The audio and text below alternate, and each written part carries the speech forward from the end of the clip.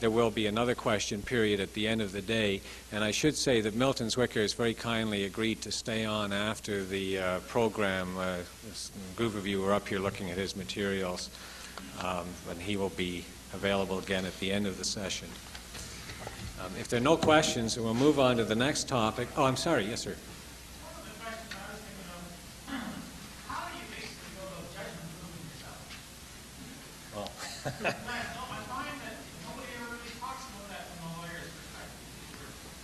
Well, I'm not really sure how you can. I mean, the reason we practice in partnerships is to have unlimited liability. I understand that BC is not only allowed incorporation, but according to, I think it's Lawyers Weekly, the incorporated BC lawyer has limited liability. I just don't understand that or can see it. I can't see the BC Law Society permitting it. So if you're talking in terms of judgment-proofing the practice, I don't think you can do it. Does anyone on the panel have any? Lots of insurance. In a way, just one comment on that. If you're going into partnership for the first time, that's presumably one thing that you should examine in respect to your new partners, whether or not, in your view, they're competent, careful practitioners, because you're buying their liabilities too by becoming their partners. Yes, sir.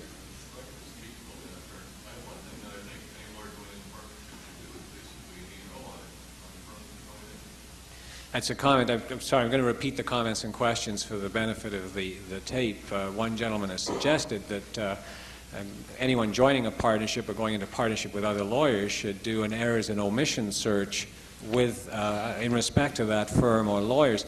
And that's an interesting comment. I'm not sure whether or not the Law Society or the Law Society's insurers would reveal that information. Does anyone in the audience know? I will try and get you an answer before we finish from Joel Cohn. But I suspect there are confidentiality rules, and if I wrote in and asked about a particular firm or lawyer, I would not get an answer. Yes, sir.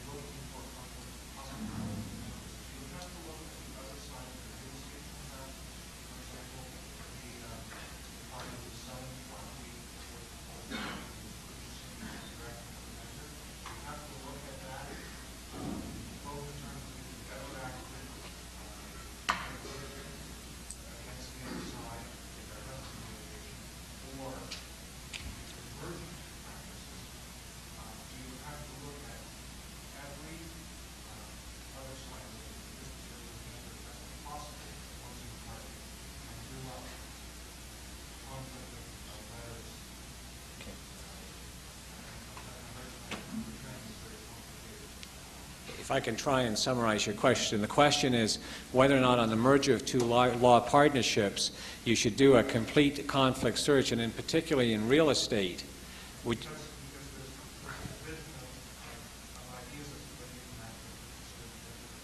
Well, I'll try and answer that simply, and maybe people in the audience will have a better answer for you. If the result of the merger, new partner A is acting for a vendor and new partner B is acting for a purchaser on a transaction that hasn't yet closed and will close after the partnership is formed, I would say yes, there is an inherent conflict, and I would not want to proceed at least without the written confirmation of the clients, and even then I would be uneasy. I would think the two partners would have to agree to transfer one of the clients out.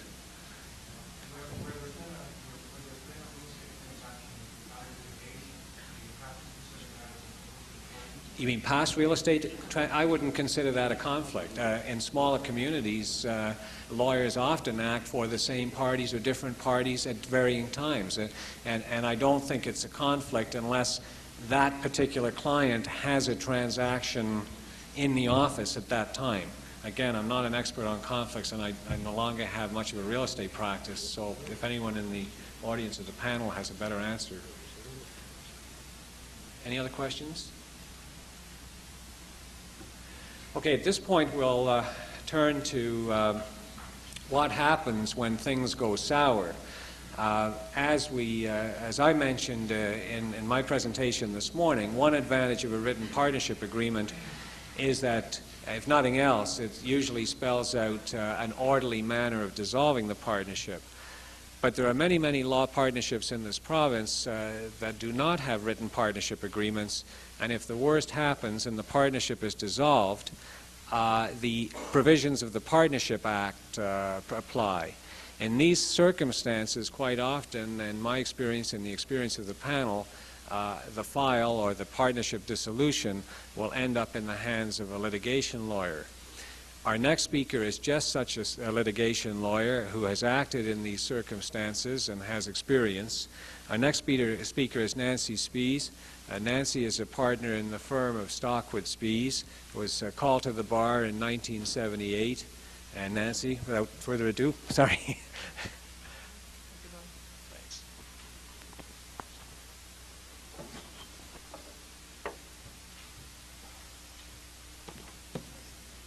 That's all right.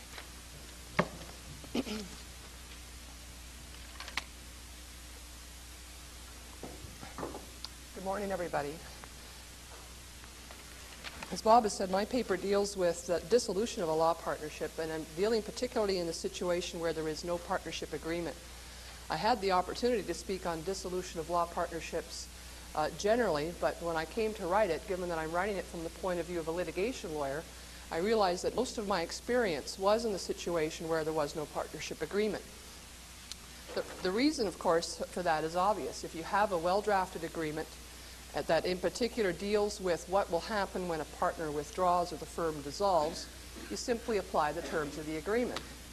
Now, there may be issues as to the interpretation of the various terms that arise, and if they do, there may be litigation, but in my experience, it's rare. And if issues do arise, they're generally fairly narrow issues with respect to a particular aspect of the rights of the departing partner, and they're more easily resolved by way of settlement negotiations. If, however, you are in a situation where you have no partnership agreement, you have a partner leaving, you're going to find, as I take you through this morning, that there are a number of issues that have to be dealt with. They're all particularly difficult issues, and so as a result, you've obviously got a greater chance for serious dispute and a much more greater likelihood of litigation.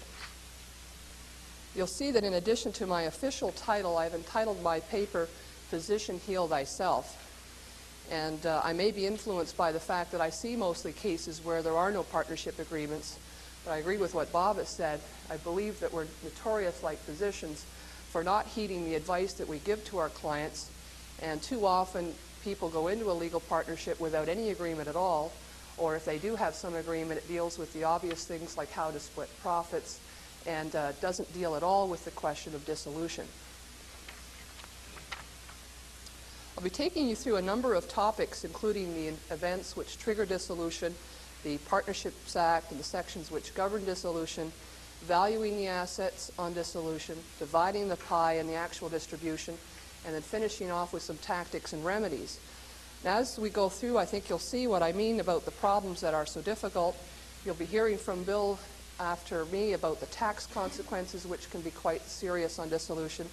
So my main message this morning, which you've already heard and I think you'll hear again, is if you don't have a partnership agreement, by all means sit down and negotiate one. If you have one, take a look very carefully at the provisions with respect to dissolution, keeping in mind the various issues that I'll be taking you through, and make sure your agreement addresses the various problems that can arise.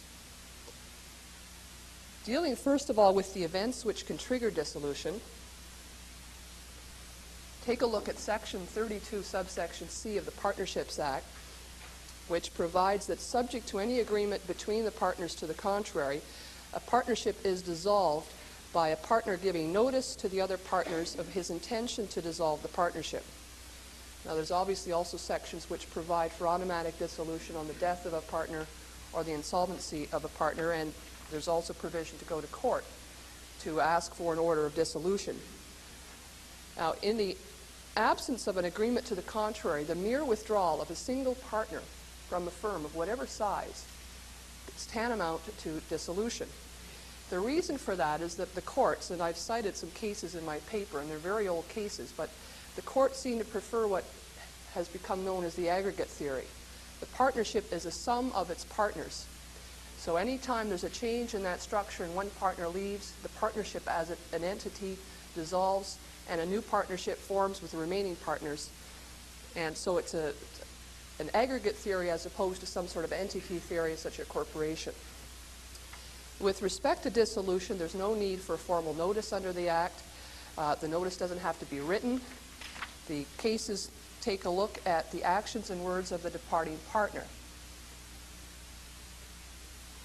The test in the cases, and again there I'm dealing with some very old case law that's set out in my paper, is whether the departing partner has manifested an intention to discontinue the partnership. And with that sort of language, you can see that any time a partner decides to leave the firm, you're going to have a result of dissolution. Now, when that occurs, the first thing you have to consider is the date of the dissolution. And that's important because it's the operative date in terms of deciding upon the value of the assets and distributing the assets.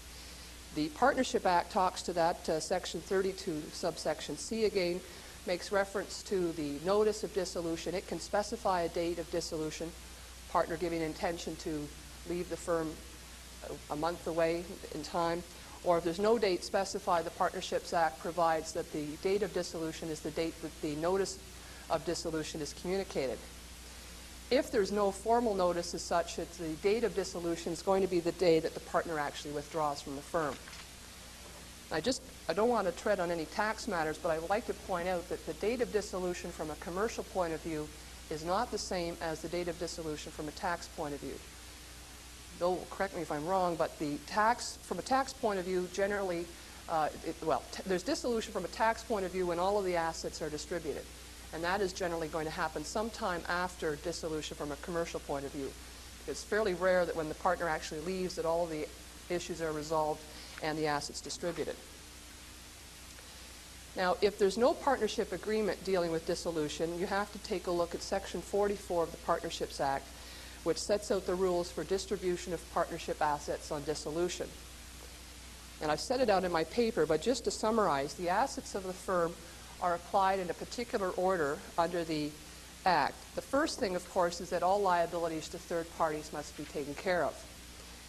Secondly, you pay out any advances made by the partners which have not been treated as capital.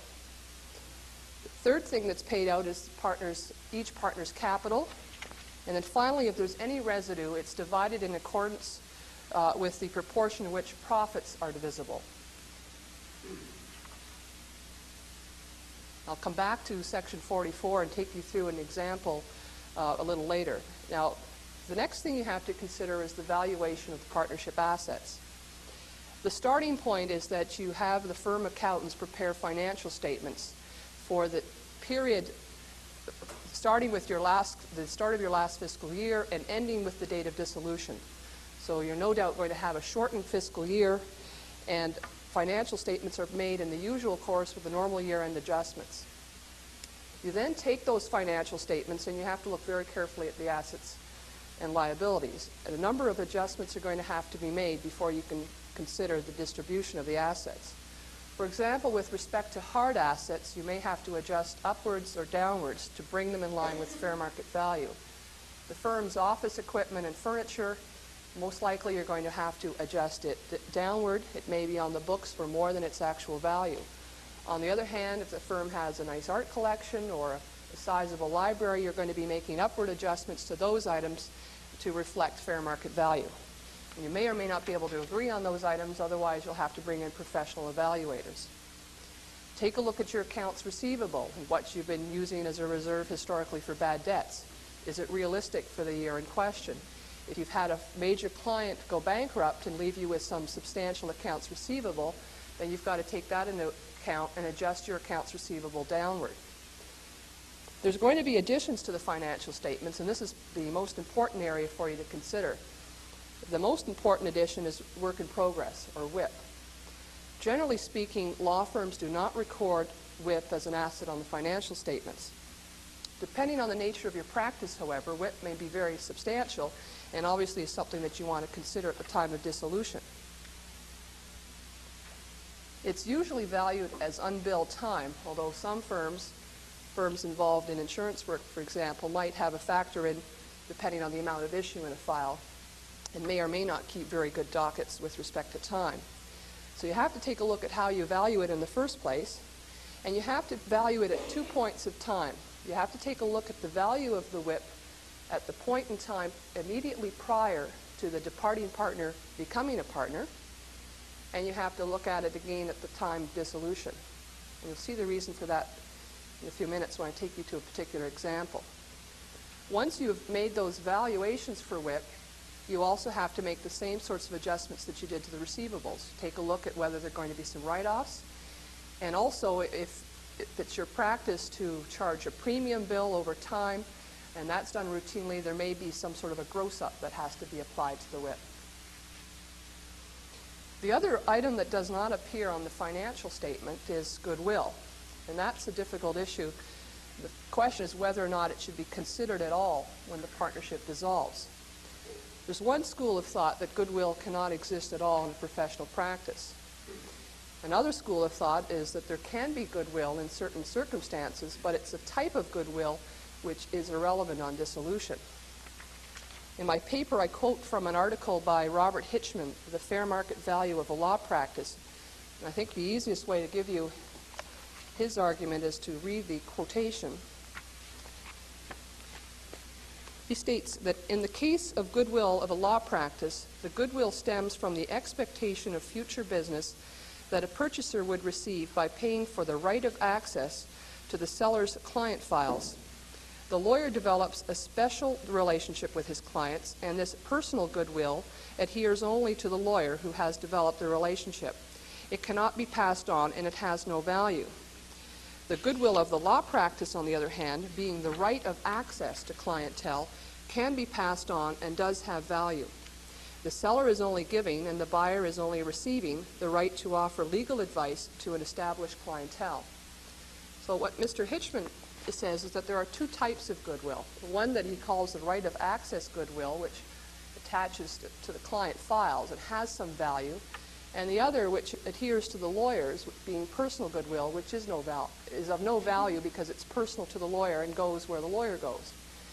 On this analysis, assuming it's correct, that on dissolution, goodwill is probably irrelevant because you're dealing with a departing partner who is leaving. The market is going to determine goodwill and the allocation of goodwill because that person will take certain clients with him or her, and the question of the right of access is probably not going to be relevant.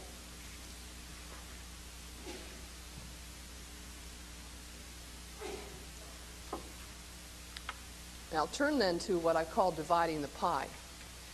Once all of the adjustments have been made and the additions to the financial statements have been considered, you've got the various values for your assets. You have to go back to Section 44 of the Partnerships Act to determine how, in fact, you're going to distribute these assets. And as I said, they go first to debts, to outside debts, secondly to advances made by the partners which are not capital, thirdly to capital, and then the residue is split according to the profit share in the firm. It's important to note that you're not dividing the residue equally. It's not an assumption of equal partnership in the absence of an agreement, but in accordance with the division of profits. And the other thing that the Partnership Act fortunately ensures is that the departing partner, who apply it, the section properly, will only get a share in the increase in the value of the assets of the firm for the period of time that he or she was in partnership. And I'll give you an extreme example to show why these two aspects of Section 44 are so important. Let's assume you've got lawyer A who's been in a long-running practice, assets of $100,000, and we've put back in WIP, so that's included, liabilities of $10,000. She takes in partner B, who brings in, has to make no capital contribution. They agree on a profit split of 60-40, 60% in favor of A. And B stays in partnership for 1 week. They make $1,000 that week in profit, and then serves a notice of dissolution, or says, I'm going to leave. And B says, not only that, I want my $400, my share of profit, and I'd like 50% of the assets of the firm, $45,000. equal partnership on assets, because that matter hadn't been addressed. Obviously, a situation like that would be unfair to the partner A. And Section 44 of the Partnerships Act, if properly applied, will avoid that sort of injustice. But it's critical that before you turn to that section that you've put all of your assets, at least notionally, on the financial statements, including WIP, at the point immediately prior to partner B joining, and then following it through to the point of dissolution. If you do it that way, you'll ensure that partner A gets out capital first. And it's not just the capital that you all see on your financial statements in your capital account, but it's capital that includes the value, or is all the value in the assets prior to B joining, primarily things like WIP that aren't on the financial statements. Then when you apply Section 44 to this particular example I've given you, it's clear that partner A gets $90,000, being the net assets of the firm, and the profits are split for that 1 week of $600 to $400. And assuming there hasn't been any increase in the assets of the firm over that 1 week period, there's no residue to be distributed any further, so that justice is done in those situations. I've put in my paper 3 balance sheets to make this point and to illustrate this point, and I just want to take you to one because to deal with this question of WIP.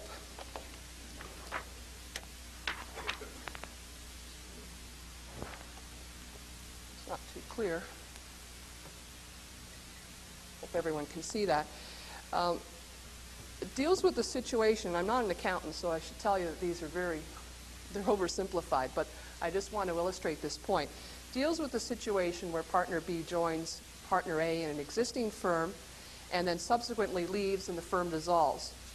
And what you have to do is to take a look at your financial sheets, as I've said, and factor in WIP. You'll see here that that's what I've done. I've taken a look at the pre-B hard assets. They're valued at $1,000. Pre-B WIP, the point in time prior to B joining, was valued at $1,000, also shown as an asset. And then you'll see on the liability side the debt of $100 and A's capital of $1,900, which includes that WIP component. And then you have the post-B gain in assets and the post-B gain in WIP on the asset side. And I've shown on the right-hand side, the liability side, the $400 residue, and obviously your balance sheet has the total. Now, the effect of putting WIP on the balance sheet is that the total assets are $2,400. The pre-B debt is $100, so it leaves a total of $2,300 for distribution. A will get the capital out of $1,900.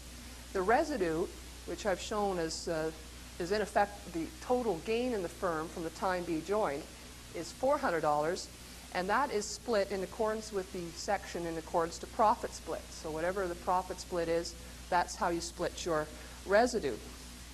But notice how important it is to put WIP on the balance sheet.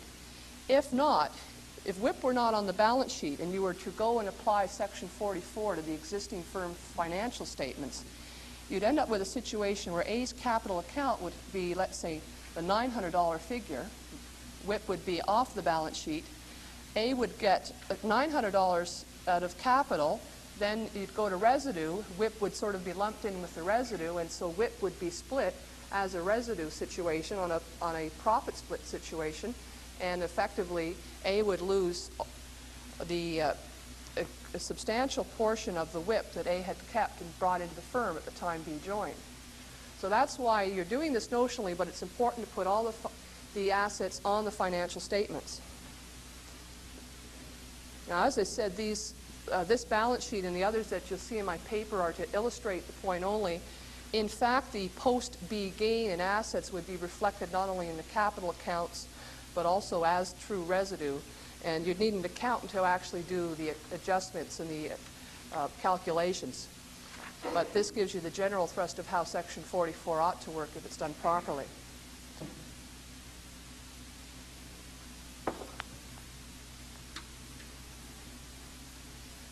Now, dealing then with distribution, in theory and on paper, what you're really doing is distributing all of the firm's assets.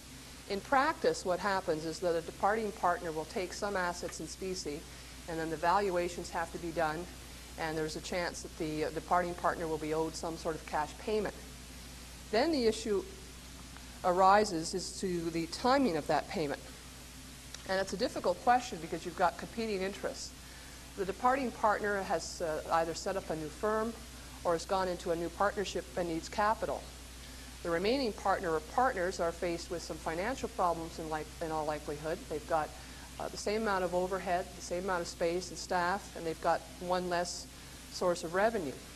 And so those interests obviously clash. Generally speaking, I think it's unfair, subject to the circumstances of dissolution, for the departing partner to insist on an immediate payment out of any money still owing. And from a practical point of view, it's not going to be possible for that partner to insist on an immediate payment. You'll see when I deal with the tactics and remedies, there is no way to force such a payment, and so the remaining partners really have the upper hand when it comes to actually the timing of the payout. One other asset that has to be considered, of course, is ongoing files and clients. And you have to deal with the question of the ongoing files, the files that are in the office, and of course the future work for those same clients. With respect to ongoing files, the main concern, of course, is the client's best interest. The remaining partner may in fact have the substantial connection with a particular client, but there are going to be files for that client that are possibly being worked on by the departing partner, and it's going to be up to the client to decide where the files will go. The client may want, in those circumstances, to have the departing partner take the file and complete it to avoid the obvious duplication of time and expense. If that happens, you've got to take a look, of course, at the WIP on that file. There's possibility that the simplest way, if you can do it, depending on the client, is to bill out the file at that point. If not, the departing partner is going to have to account for the WIP taken on the file once the bill is ultimately sent. I suppose if you've got a situation where there are a lot of files in that category being taken by the departing partner, the remaining partner may want to take a look at this right of access goodwill that I made reference to, in the sense that that is a situation where the departing partner is taking some files, not because of any personal goodwill, but because of the circumstances, and in effect getting the right of access to those files. Now, when you're dealing with clients generally, the partnership agreement, if you have one, can deal with competition and the division of client files. But if there is no partnership agreement, Section 30 of the Partnerships Act provides that partners can't compete with the firm. Case law, however, is that that obligation ends on dissolution, so that subject to any non-competition agreements that you have, on dissolution, all of the partners can compete for all of the firm's clients.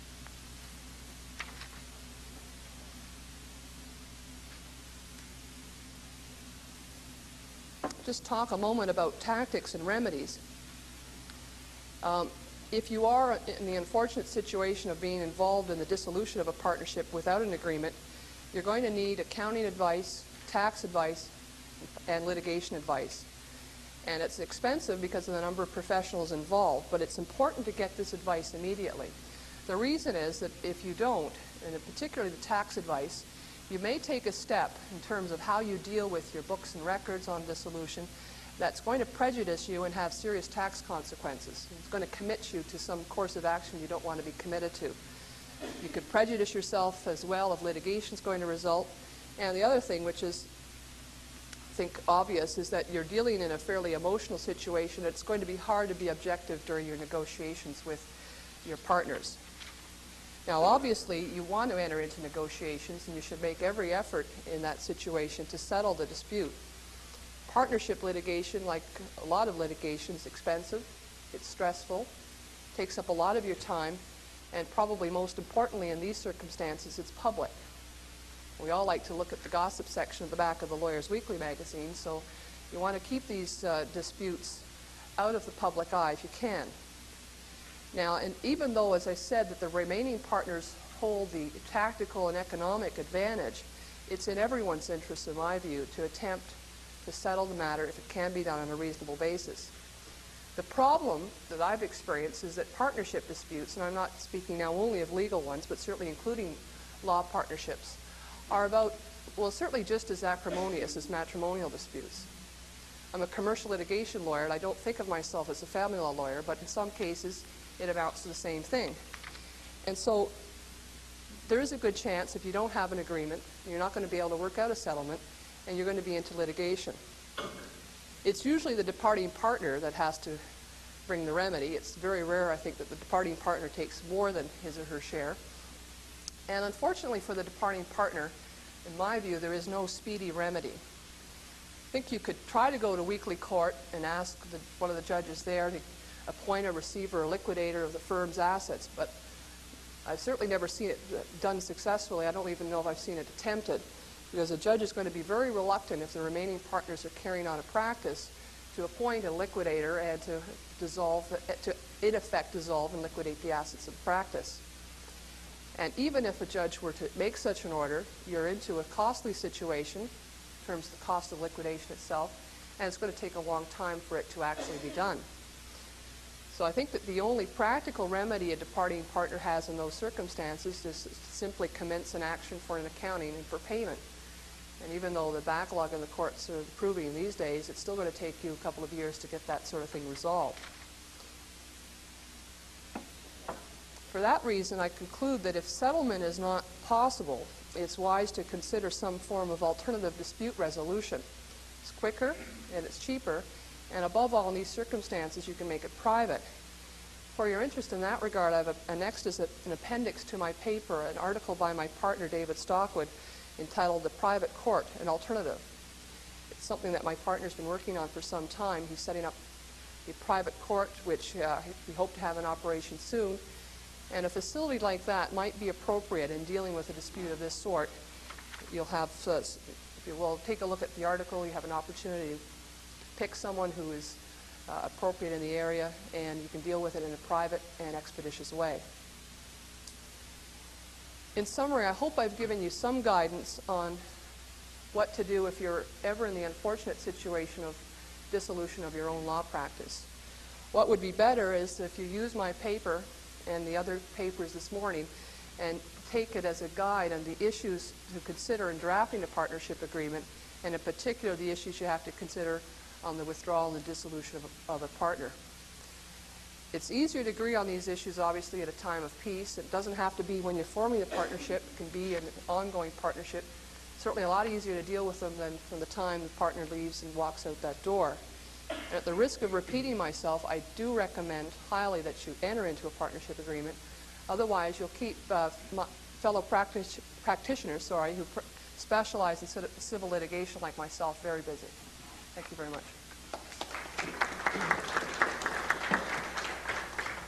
Oops. Yeah. Thank you very much, Nancy. Now we turn to another aspect of law partnerships, which is of great concern and interest to all of us as partners, the tax attributes of a law partnership. We have with us today a very experienced and distinguished practitioner in the field from our fellow professionals, the chartered accountants. Bill Strain is a partner in Deloitte Haskins & Sells and is National Taxation Services Director for that firm. Bill has been in this field for over 20 years, and I reminded him this morning that in 1977, when the Law Society special lectures were on professional partnerships, Bill was a panelist and speaker on tax attributes at that time. Bill is currently chairman of the CICA Committee on Taxation, and also co-chairman of the CICA Canadian Bar Association Committee on Tax Services. On taxation. Last month, Bill was made a fellow of the Institute of Chartered Accountants, which is a great honor in his profession, somewhat analogous to our Law Society medal. Bill, hand it over to you.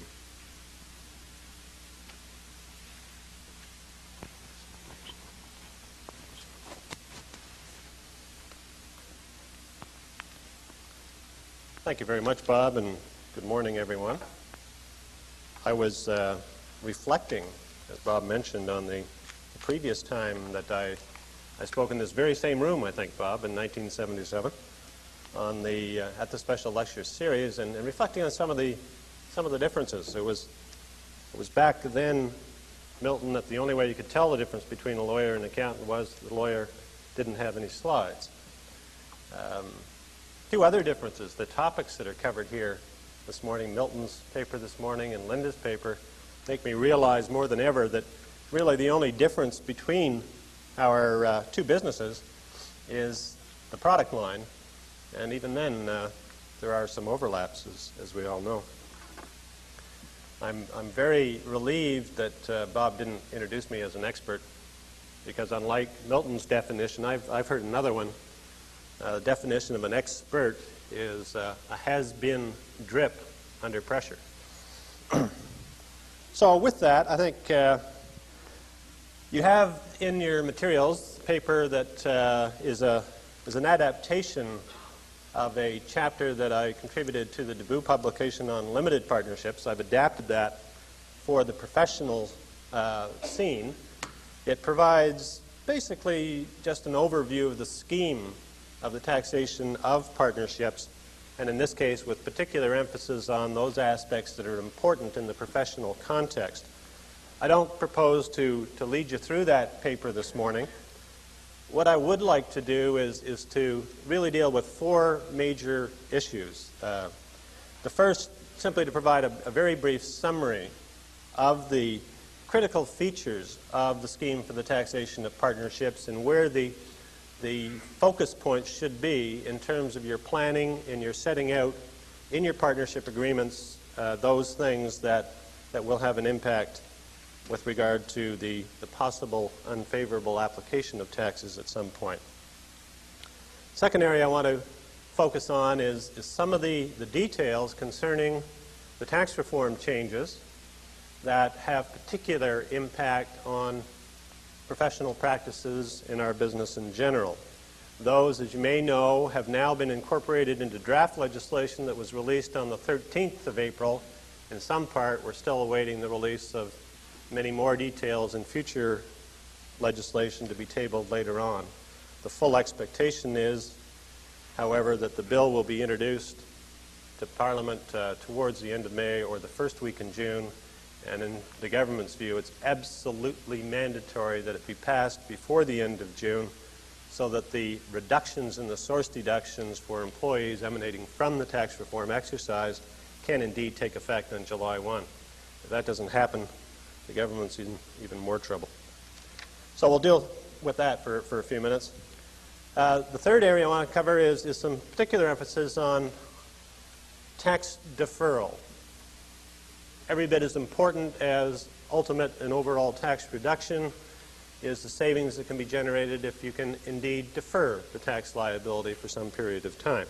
I want to explore some of the aspects of that, and then as a subset of that, to explore with you some of the ramifications of properly tracking the WIP deduction for tax purposes. It's one of the areas that I think is ignored and one of the areas that creates tremendous difficulties as a firm evolves over time and new partners come in and partners retire or leave the firm for various reasons. All of a sudden, the last guy out the door who has to turn off the lights faces an enormous tax liability that he had no idea was laying there in wait. Dealing with the first subject matter then, a partnership from a tax perspective has a unique position. I refer to it in my paper as a quasi-independent entity. In many ways, it is treated for tax purposes as a separate entity like a corporation. In one very important feature, though, it is not, and we're all aware of that. That is, although income for tax purposes is determined at the partnership level, that income is taxed in the hands of the individual partners according to their particular profit-sharing arrangement. Now, as income flows out of a partnership, it really doesn't matter the form that it takes when it's paid to the partners. As Bob was mentioning earlier, there can be many different formulae that are developed for the sharing of profits. Some firms would refer to some base as a salary or a draw, interest on capital accounts, and usually then some form for dividing the residue. Well, it doesn't matter what the category might be in your individual formula, all elements of that factor are treated in the same fashion. They're simply allocations of income which is regarded for tax purposes as business income, regardless of whether you call it interest, salary, or a profit sharing. That's an important distinction because some of the special rules that apply to interest and perhaps to salary do not apply in respect of that distribution of income. The other aspect is that the partnership income may be only one component of the determination of your overall business income. As individual partners, you'll have deductions available to you on an individual basis. The most usual and the most significant is interest. If you are required to make capital contributions to your firms, then interest on money that you borrow to make those capital contributions will be deductible by you against the income that is generated from the legal practice. Other deductions, though, can be available as well in relation to expenditures, entertainment expenses, and various kinds of expenses that under the terms of your partnership arrangement might be left to you as an individual partner to look after yourself. They, to the extent that they are related to generating income from your practice, will be deductible to you against your share of the partnership income that comes out. So there are two levels of deduction there that, or income determination there that are important to keep in mind. The second aspect, though, of this quasi-independent entity is the one that causes some trouble. If you don't think of the partnership as a separate entity, then you might tend to ignore transactions between the partner and the partnership. Those kinds of transactions, the contribution of property to the partnership, the distribution of partnership assets to the partners, are taxable transactions. If you've got a computer sitting at home, for example, you take it in, you're going to contribute to the partnership. Well, under the tax rules, you'll be considered to dispose of that computer at its fair market value, which may give rise to a gain in your own hands. The partnership will be considered for its purposes to have acquired that computer at its fair market value at that particular time. Those are traps. All of these things that we're talking about are much more traps for the unwary than they are threats to the ungodly. There are tax-deferred rollover provisions within the income tax legislation that will allow you to transfer those kinds of assets in consideration for an increased interest in the partnership on a tax-deferred basis. In other words, your cost becomes the partnership's cost, and you have no tax effect as a consequence of putting the property into the partnership. But the key, you talk in the real estate business about the importance in the real estate business is location, location, location. The importance in this whole area is planning, planning, planning. You've got to do the advanced planning. You've got to be aware of these situations in order to overcome them by making the appropriate elections on time, ensuring that the consideration that is taken back on transfers of property to a partnership, for example, is appropriate to qualify for the particular rollover provisions. And that gets back to what Nancy was just saying on the dissolution. An unintended and unexpected and unplanned for dissolution of a partnership can be absolutely disastrous from a tax perspective. Because at that particular point in time, all of the assets of the partnership will be considered to have been disposed of at their fair values with the attendant tax consequences, potentially, capital gains, the realization of the WIP, which would be included in income, recapture of capital cost allowances on depreciable properties, computers and the like, that sort of thing. In addition to that, though, you'll have a deemed disposition of the partnership interest. And a partnership interest from a tax perspective is treated almost the same way as a share of capital stock of a corporation. It is not reflective of an interest in the underlying assets and liabilities of the partnership. Indeed, it's treated as a separate property. If disposed of, if acquired, has the same kind of characteristics as would happen with shares. But because the income of a partnership is flowed through and taxed in the hands of the partners, the calculation of the basis of that interest in the partnership from a tax perspective is much, much different. And you see up on the screen here some, and included in your materials, an overhead showing some of the things that have to be taken into account in determining the cost basis of an interest in the partnership at any particular time. If you buy an interest in the partnership from somebody else, of course, the purchase price goes in. Any contributions of capital that you make as a partner to the partnership are added.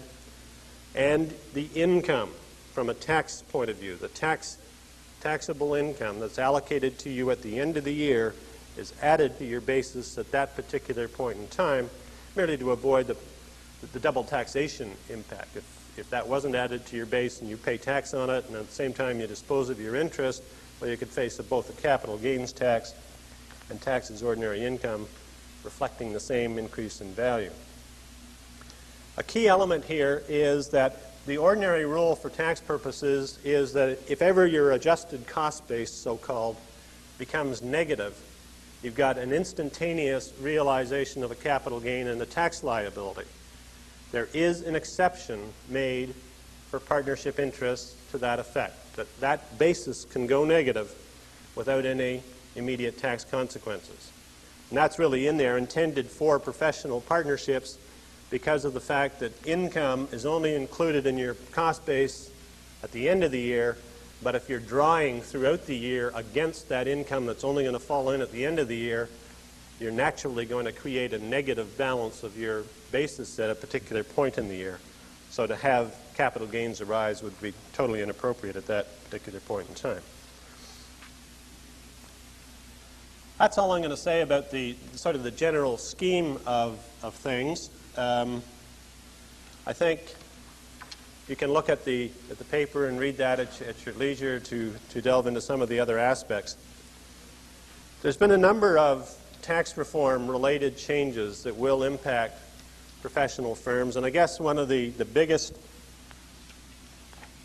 areas in the whole of the tax reform process, and I'm told the one that took up the vast amount of time at cabinet level in terms of discussing the proposals, were the automobile costs. As you know from reading the press and otherwise, deductions for luxury cars are now considered bad.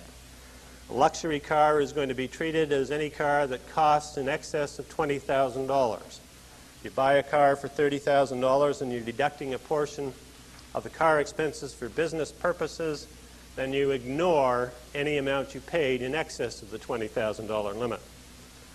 What you see on the screen here is the comparable formula for restricting leasing costs. It's a three-part formula that says you take the lesser, the least of what you actually pay, which is a good point to start, $600 a month, which will be computed on a rolling forward type of basis, and then an allocation taking $20,000, which is the limit if you buy the car, over 85% of the manufacturer's suggested list price of the car in order to factor down the deductible portion of the leasing amount. The 85% just comes straight out of the air, and it's suggested that if you're a good bargainer, I suppose, you can go and buy cars for 85% of the list price. This rule applies to any car acquired after June 17, 1987, when the tax reform proposals were announced, but it does not apply for the 87 year, but only kicks in to apply for 1988. The additional bad news was that in the April 13th package, the government has clarified that they are going to extend the standby charge rules, to partners of partnerships. How many of you have got automobiles owned in the partnership? Better get them out. Effective for 1988, the usual employee standby charge rules will apply to impute a benefit of 2% per month of the actual cost of the car, or 2/3 of the amount of the lease charges that might be paid. Yes. Well, the management service, the question was, does that include a service company? And the answer is clearly yes, not only under this rule, but under the general employee standby rule, because if the management company owns the car, that car is being made available to the employee, namely the spouse or the individual practitioner. The general rule will be that it'll be much more cost-effective, tax-effective to take the automobiles out of the management companies and out of the professional practices. That's not the end of the story on the cars, though. We've got what I've referred to as a double whammy.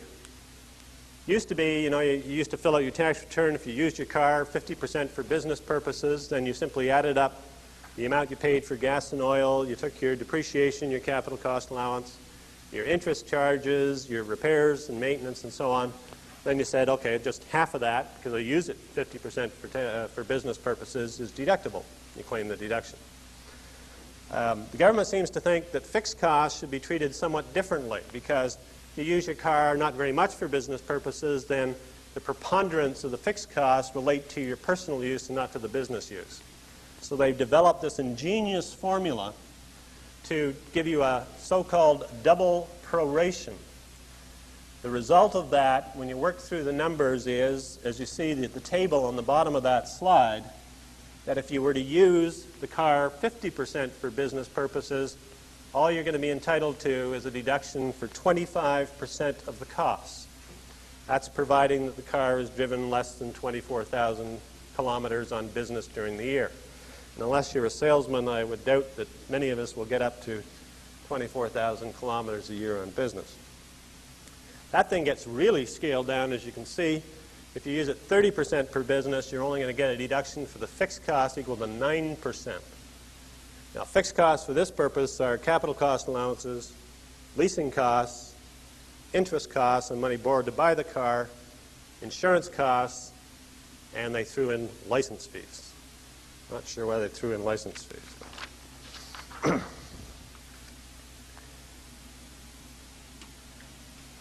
The next area is also a sore point to many of us, is the business meals and entertainment costs.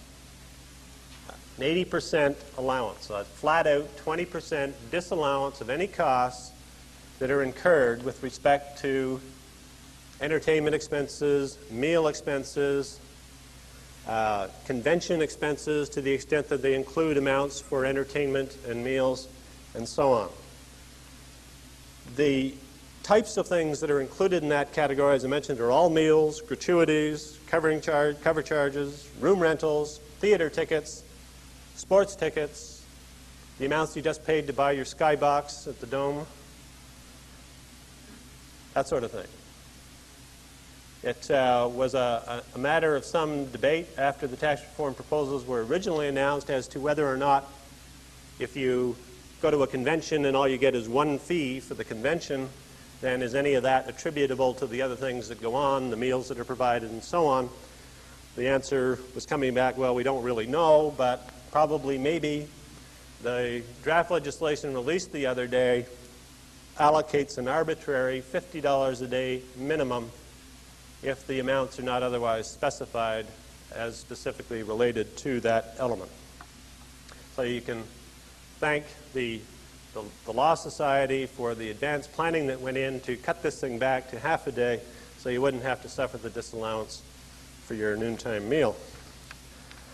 I'm fascinated, by some of the drafting that goes on. This is not to be critical at all. These folks are under enormous pressure, but I read the provision in the draft legislation, and it says that the amounts that are subjected to this rule are amounts paid in respect of the, quotes, enjoyment of entertainment. Now, I wonder, does that mean if you go to a Blue Jay game and you're a rampant fan, that if they lose, you can maintain that, gee, I didn't enjoy that, and get a full deduction, which may lead to the tax planning opportunity that only go to social events and entertainments that you don't think you're going to like very much. From the legal firm's perspective, the key question here will be to bill or not to bill. If you've got categories of expenses, which you all will have, that will be subject to this rule, if you bill those expenses to clients, And if you separately identify those items on your billings, they will, in effect, be deductible to you, because they will be treated like client disbursements recovered from your clients as part of the fee you charge. That raises a big question. If you're dealing with corporate, commercial, business-type clientele, I don't think the clients will be particularly pleased to notice that you've identified separately those kinds of charges, because they will face the 20% disallowance. And all you're doing is passing on what they might view as your liability, tax liability, to them. But if you are billing individuals who would unlikely be entitled to a tax deduction for your fees in any event, or if you're billing to tax-exempt entities or non-taxable entities, municipalities, pension funds, you name them, then they will not care one whit that you charge them with non-deductible expenses, because they wouldn't be entitled to them anyway. It's going to be interesting to see what sort of percentage these kinds of costs make up in our billings as we go down the road. You can see the charitable organization getting billed $100 for the legal services to the accounting services and $8,000 for the entertainment expenses. Another area on tax reform is the home office. How many of you have got areas in your home, studies and so on, that you're treating as home offices and deducting portions of the expenses? Not too many creative tax planners here. In any event, you're going to have to suffer a disallowance. The tests for deductibility on home office expenses are much more stringent under tax reform. You've got to demonstrate that the area is exclusively for use in the business, that it is used regularly and continuously, and it is your principal place of business, i.e. you don't have an office elsewhere that you're conducting the same business from, and it is used for the meeting of clients or customers. If you can't meet those criteria, then the expenses will be disallowed.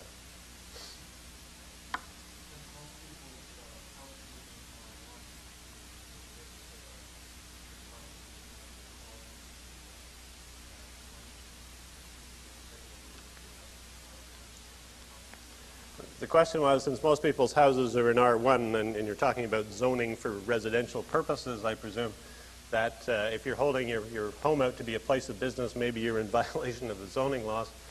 And I suppose that technically could be a problem. I doubt very much whether anybody would talk to each other. But it's going to be a tough test to meet in any event. The other area is the change in the goodwill write-off. And we talked about, or Nancy talked about goodwill and the fact of what happens to goodwill on dissolution, but when you're either merging practices or you're admitting new partners who are bringing with them their practice, then it is not uncommon to pay for goodwill. Formerly, if you paid for goodwill, you were entitled to set up 50% of the cost as a deductible expenditure and write it off at 10% on a declining balance over the future years. Those rules have changed in line with the changing taxation of capital gains, so that effective now, if you pay for goodwill, you'll get 75% of the cost as a deductible item, but amortized on the basis of 7% a year. And if you work out the present values of those two combinations, given the current tax rates, you're no better off than you were before, but you're no worse off either. The other element, of course, the flip side of the coin comes into play, that formerly if you sold goodwill, 50% of the proceeds were taxable.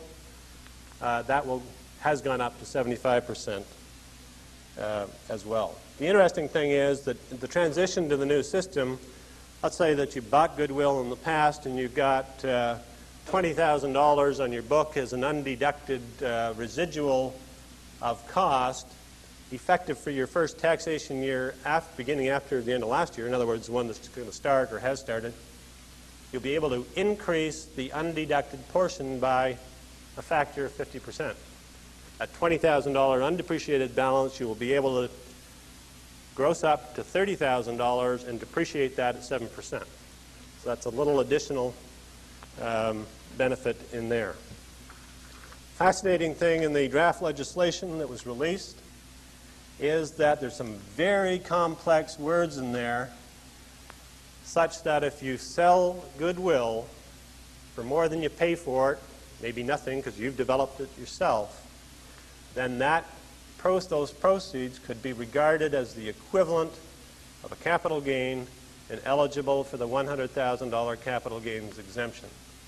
That was not a proposal that was brought forward in the original tax reform paper, but has now been incorporated into the draft legislation. At the strong suggestion, by the way, of a joint professional committee made up of the Canadian Bar Association, the CICA, the Canadian Dental Association, the Canadian Medical Association lobbied fairly strongly for that, and with some success. As I mentioned earlier, timing is all important when you're dealing in tax matters. That it's not only how much you can reduce your tax today, but whether or not, indeed, you can defer the payment to the future. I would suspect that many of you are well aware of the timing issue.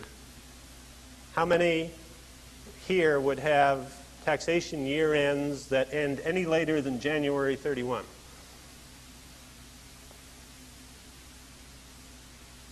How many have year ends that end in January, early January?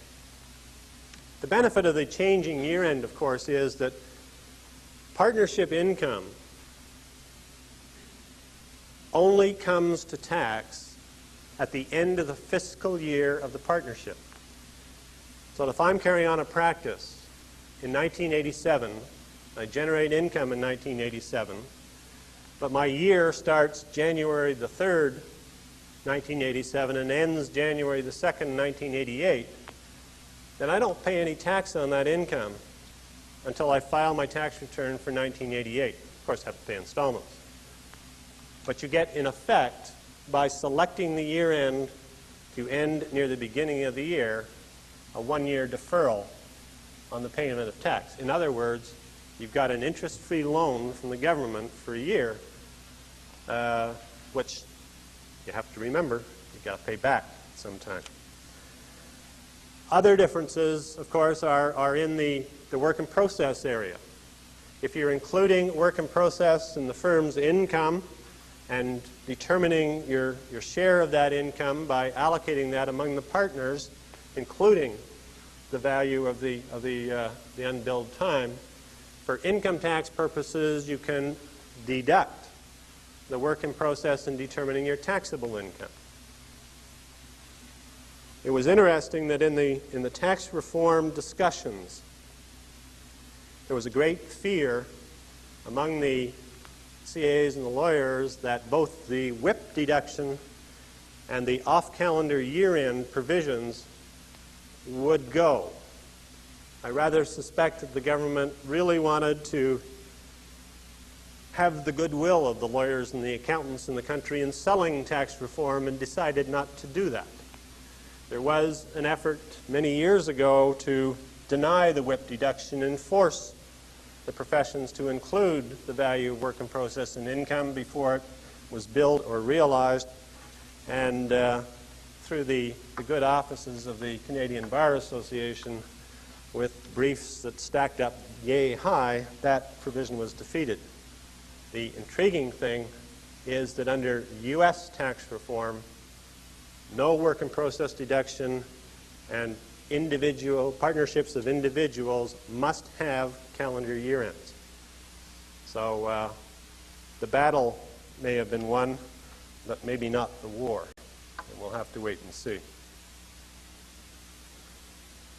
Mentioned in the paper that there's a requirement in order to affect the timing of revenue recognition that you've got to bill your fees without undue delay, because fees come in or income is recognized at the earlier of when you bill the amounts, when you would have billed the amounts had there not been any undue delay, and when you actually receive the money at the earliest of those times.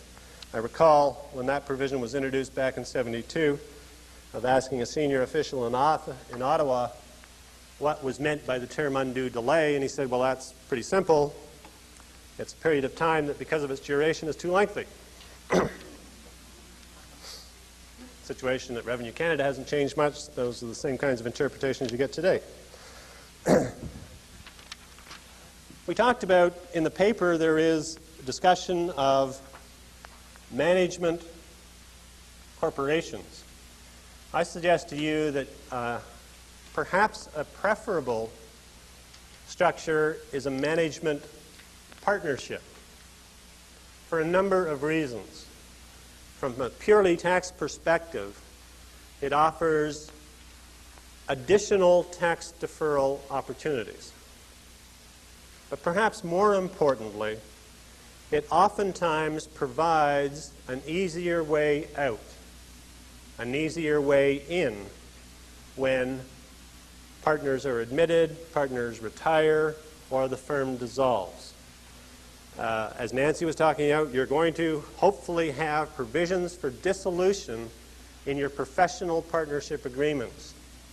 If you operate a management partnership rather than a management corporation, those provisions can be absolutely paralleled in the management partnership context. The key here is that the partners in the management partnership are your own personal corporations. Those personal corporations may involve yourself or your family members as shareholders. We talk about management service corporations and the income splitting opportunities, and in reality, though, in practice, when you get 3 or 4 families involved in one management corporation, you build in rigidities in terms of what you can do in planning. If you have a partnership where the income split is determined, that income flows to the corporations, and then you have the flexibility as to how that might be distributed in salaries, dividends, and so on among your family members. You've got a much more flexible organization. And the tax deferral opportunities are quite amazing. For example, let's say your professional practice has a year-end January 31, 1988. The income of that firm was earned from January 87, so let's call it 87's income. The fees that are charged by the management partnership, because of course you can never determine the final fee until after the event, those fees, while they're accrued by the law partnership and deductible as an expense in determining the partners' incomes, A and B, will not become revenue of the management partnership until its year end in July 31, 1988. So they are now 88 income. They flow to the individual partner corporations as 88 income, but if you want to flow them through the individual partner, they flow to the corporations at the fiscal year end of the management partnership, July 31. And gee, look, we established the year ends of the management companies at July 15, so they fall in after the end of the 1988 tax year, the management corporations individually. That income then becomes income for the corporations ending in July 1989. You accrue a bonus at the end of 1989, which is deductible to the corporation, and which you now have to pay within 180 days. And that can take you into 1990. So you wind up with income that might have otherwise been taxed in 1987 only being taxed ultimately to the individuals in 1990. 3 years. Aggressive? Perhaps. In view of the new general anti-avoidance rule, advisable? Perhaps not. But there can always be good and valid business reasons.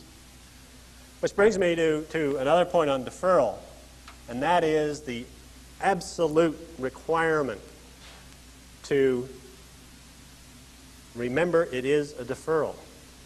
To the extent that you've got a year ending in January, you've got a work in process deduction And by the way, many of you will, in terms of client disbursements, probably not claim them as tax expenses. They are deductible, even though they will ultimately be recovered from the clients. Make sure that your accounting system records them as expenses and not charges directly to the receivable accounts or the work in process, otherwise you'll miss the tax deduction. Deferral advantages there, but talk about golden handcuffs on the risks of your partners. If a partner from a law firm decides to leave and go into a salaried position in industry, for example, he's going to be faced with his tax liability for the year on the salary, and then all of a sudden all of these deferrals start to crash in and create tax liabilities that fall in later. In the ordinary course of events, he will likely have ignored all that and say, hey, we got this tax liability. That becomes particularly onerous on retirement. I have had partners of our firm in a steady parade into my office saying, God, I didn't realize I'd have all this tax to pay. I've borrowed against my capital account, and now you're going to tell me that the money that comes back in repayment of my capital account is actually work in process, and I got to pay tax on it, and I got to pay the bank.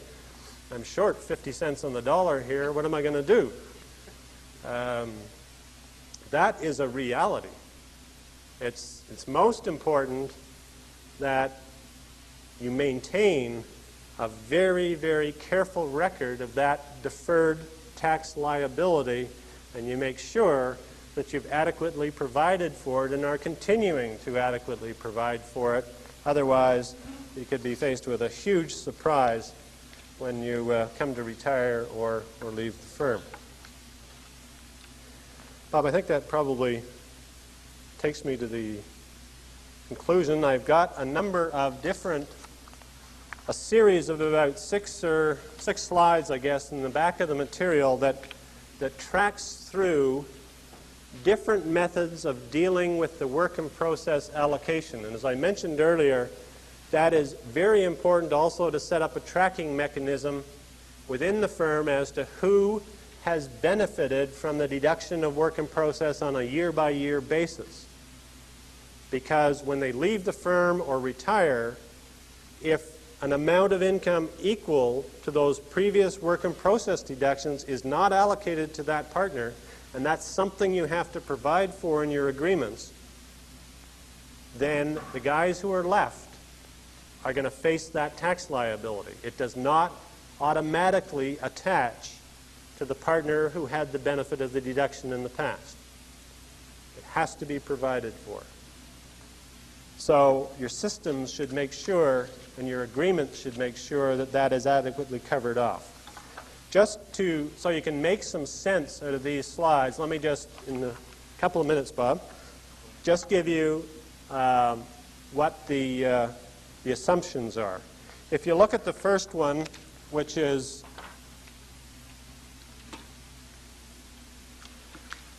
this slide, make a couple of notes under those columns. Under column 1, year 1, I'm assuming that we've got two partners, A and B, sharing 50-50. Under column 2, in year 2, the firm's admitted a new partner, C, and the profit-sharing allocation is now 40% A, 40% B, and 20% C.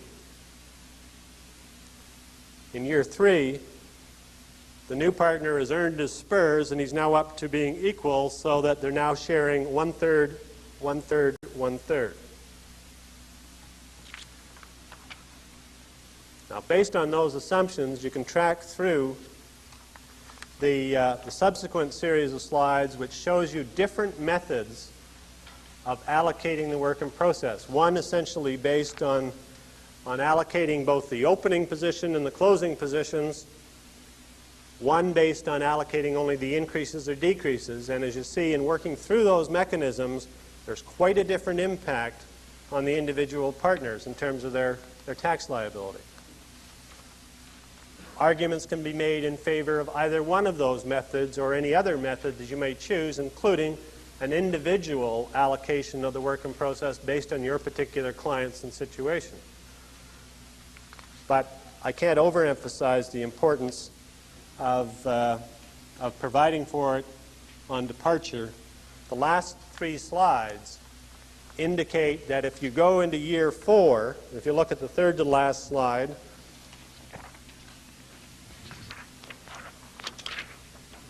which is that one, year 4 assumptions here are that partner A has left and has been paid out as capital, and partner B and C remain sharing 50-50. And the assumption here is that even though partner A left and took his WIP with him, so that from the beginning to the end of the year, there's really no change in the other 2 partners' WIPs. But if you look at the next slide and the subsequent one, you'll see the type of thing that I'm driving at. On the next slide, it will show you that partners B and C wind up paying tax on partner A's WIP in the year subsequent to his departure. That's what you've got to avoid. Sorry, Bob, I've run over a little bit, and I'll turn it back to you. Thank you very much, Bill. Before I make some very brief concluding remarks, do any of you have questions of Nancy or Bill on the last 2 presentations? Okay. I'm sorry. Yes, sir.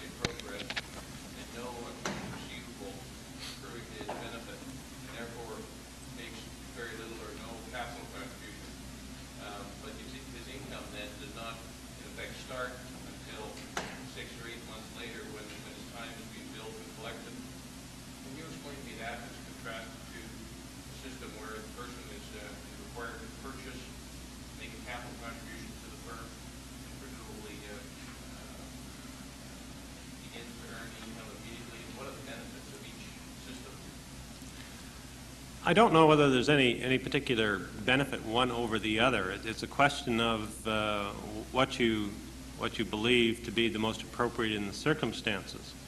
If you've got a practice perhaps that's rather homogeneous, and the partner who is being admitted is going to participate in that homogeneous practice, if you will, it may be more appropriate that he buys in to the opening positions and receivables and WIP and so on.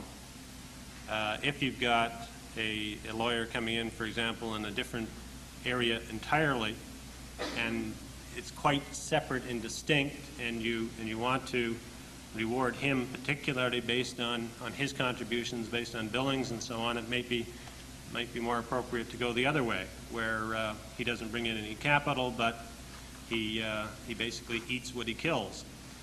And there may be arrangements to make advances to him in terms of monthly draws until income can be determined and all the rest of it.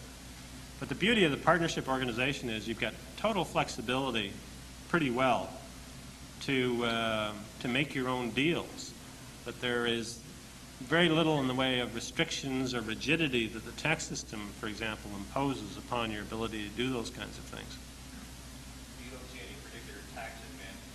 No tax advantage. The tax consequences are different. If a partner comes in and purchases work in process, for example, then and that work in process is allocated to him, he will be entitled to the deduction for the work in progress in determining his share of the taxable income of the firm. Sometimes it's important when you're admitting new partners to make sure that they come in through the partnership, because this gets down to what I mentioned before, the critical issue that when your adjusted cost base becomes negative, it's not an immediate capital gain. If you're buying into a partnership, for example, for a third interest, in effect you're buying half an interest from partner A and half an interest from partner B. If you make a payment directly to those individuals to acquire some part of their interest, they are going to have to recognize capital gain and potentially pay tax on that capital gain at the time of that transaction. If instead, and let's say the number is $100,000, you contribute $100,000 to the partnership, and they just happen a few days later to each withdraw $50,000 from the partnership, no capital gain. Those amounts simply on withdrawal would reduce the cost basis of their interest, may take them into a negative position, but they can wait until they leave or retire before they have to pay tax on that negative position. Another deferral that, again, is important to track.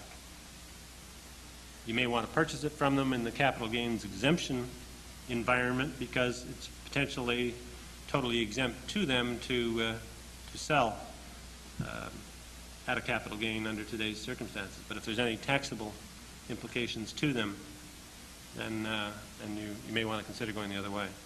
Just, again, points up the fact that you got to plan in advance. Don't do anything until you've kind of checked out the potential tax ramifications and whether or not there's a better way of doing it. Thank you, Bill. Any other questions? I'm sorry, yes.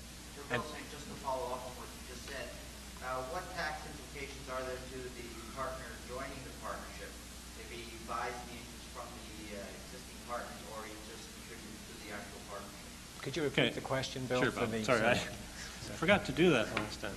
The question is as a follow-up to that earlier question, what are the tax implications or differences if a partner on admission buys his interest from the former partners, or indeed whether he contributes the capital to the partnership?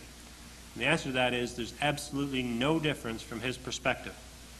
A capital contribution to the firm creates a basis in the interest for him of the amount paid.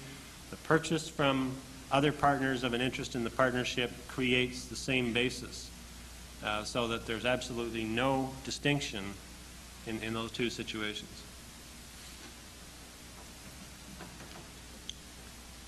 Any further questions? I'll just end this morning's session with some... Oh, I'm sorry. Yes. One question about work in progress. Do you see any advantage in any partnership, in fact, tax purposes reporting on a full accrual basis?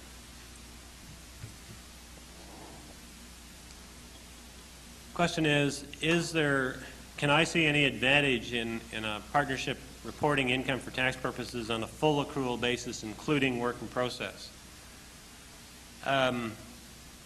It would be a rare situation where I think there would be any advantage in doing that. You might, if you were anticipating a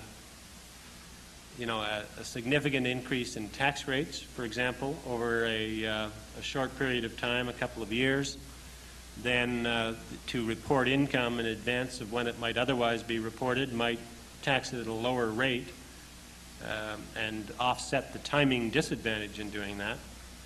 That gets to be a pretty much of a blue sky exercise in trying to decide when those rate reductions might come into play and how long into the future you'll get to realize the benefit and so on. But there are circumstances where that might be appropriate. But generally speaking, no. As long as you track it properly and you don't get yourself into some of the problems I was referring to. Maybe as a supplementary to that, are there any disadvantages in not, for accounting purposes, including work in progress as well as accounting receivable? Question is, are there any disadvantages in not including work in process in income for accounting purposes? And you mentioned accounts receivable. No disadvantages per se. It's a question of what the particular financial statements would be used for. If indeed you're using those financial statements to present to your bankers in order to float a loan to finance your receivables in your work in process, i.e. your salary costs and so on, it would certainly be advantageous to have the work in process reflected on the financial statements at its fair market value to support the loan application type of thing. Certainly, under any accounting methods these days, I would think that the inclusion of accounts receivable is, to have any kind of fair disclosure of the financial position of the company, you would normally include accounts receivable. But there's tremendous arguments on work in process as to whether it's worth anything. You could say, okay, I'm going to record the cost of the unbilled time, but when you come to value that quote-unquote inventory, what's the value of a half-completed job? And Nancy, you were referring to some of the difficulties in valuing work in process, and that gives rise to many different approaches to it. But if you do not include WIP on your financial statements, then there is no deduction you have to come up with in arriving at your taxable income. And what you're doing is then allocating income among your partners without recognizing the work in process. And if you're in a changing partnership environment where people are coming and maybe going, question whether or not that's a fair allocation of the income of the firm when you ignore WIP.